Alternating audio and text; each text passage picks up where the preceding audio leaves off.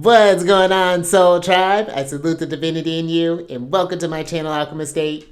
Justin here, and bringing a little nugget to add to the Soul Tribe archive. And in today's video, I'm going to be talking about the moon and Taurus in the 5th house. And look at the moon sitting all joyful. This is a dope placement for the moon.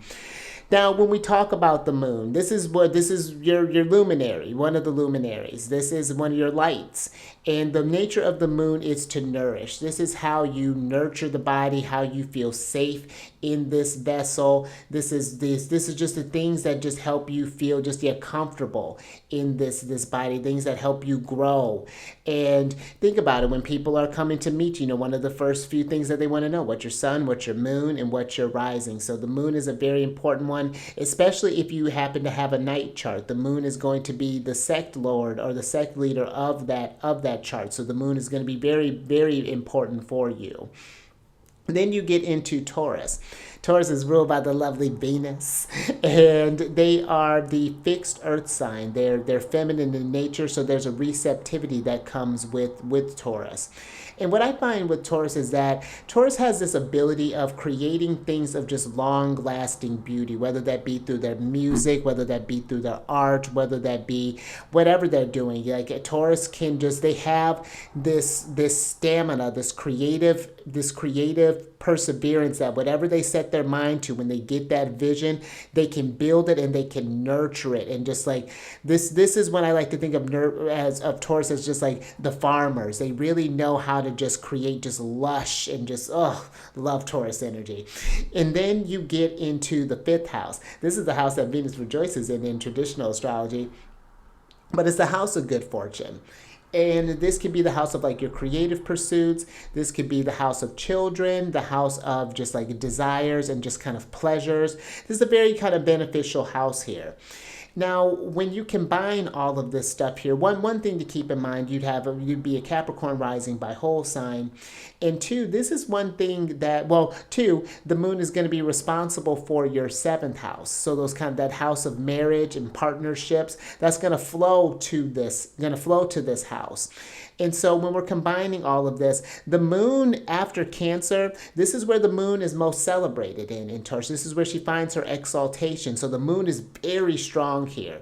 And just being in that 5th house on top of that, the moon has a lot of really beneficial support going on here. So you may find that your relationships, possibly, whether this be your marriage, maybe you end up finding a really kind of solid relationship where you may create this loving family, where you're creating someone where you want to have this child and really just kind of have this really, I feel like, a very kind of pleasant, building this loving environment for your child and for your family. But I could also see this too as, maybe you have these sort of like creative pursuits that you want to do, and you may end up getting in some sort of collaborations that help you move these ideas further along. So that would even be something that I would pay attention to, starting up some sort of like businesses or something along those lines you could do with this. But this is a very prolific placement, I feel, for the moon, that I think would also get you, just having you, just the nature, because this is forming a trine with your ascendant, with that first house. This is just something that just like doing things that just fill you up, that do things of that Venusian nature. Maybe even in like your house, creating a space that you have that you just do like your creative things. Maybe you're doing science, maybe you're doing math. This doesn't have to just be, but just something that brings you joy, something that really delights you, and looking into different things and different avenues could be very beneficial. And invest in that wholly, because that's going to be, it's just who knows where that's going to take. That's not just even going to just benefit you, that's going to affect everyone that you come into contact with. Is going to, you're just spreading this beauty around. It just has this really great ripple effect.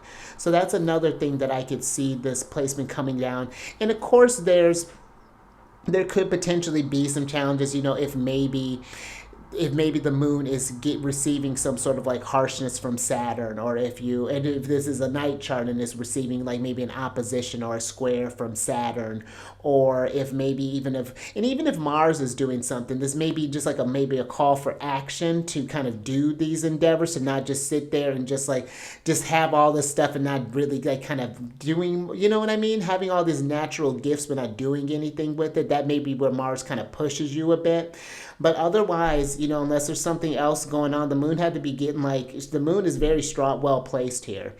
And so yeah, those would be just some things that could think about right offhand. And keep in mind, this is just a very kind of general outlook that I'm talking about.